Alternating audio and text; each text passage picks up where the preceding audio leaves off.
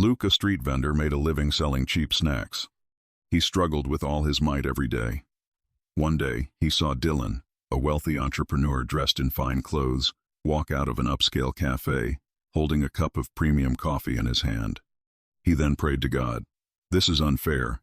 I work day and night, yet I live such a miserable life." God asked, "What does fairness look like in your eyes?" Luke said firmly, "Make him as poor as me. Give each of us a crate of oranges, $50, a small stall, and 15 days. If he can still turn his life around, I will never complain for the rest of my life." It's a deal. As soon as God finished speaking, Dylan instantly lost all his wealth, exactly the same crate of oranges, money, and stall as Luke's.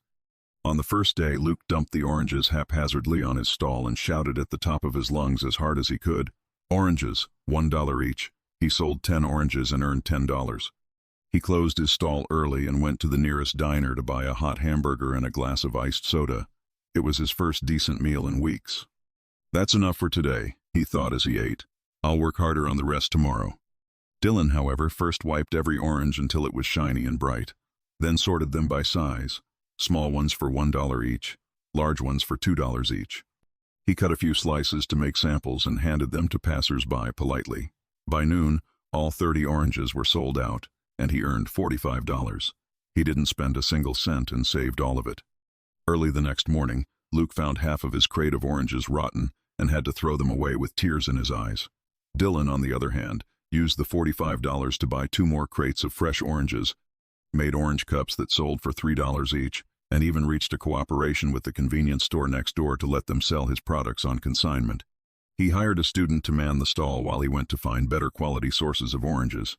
15 days passed in the blink of an eye.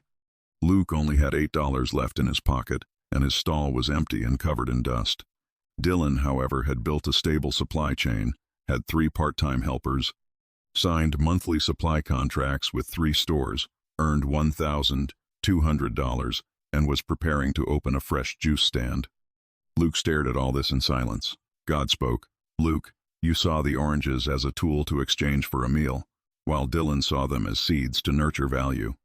Money is just a tool, but the ability to spot opportunities, solve problems, and create value for others, that is the true source of wealth. The rich do not chase money. They chase ways to make people's lives easier, meet their needs, and turn small resources into greater value. Even if you take away their money, their way of thinking remains. That is why they stand up again and again." Follow the Sober Lab to learn how to turn small opportunities into lasting wealth power.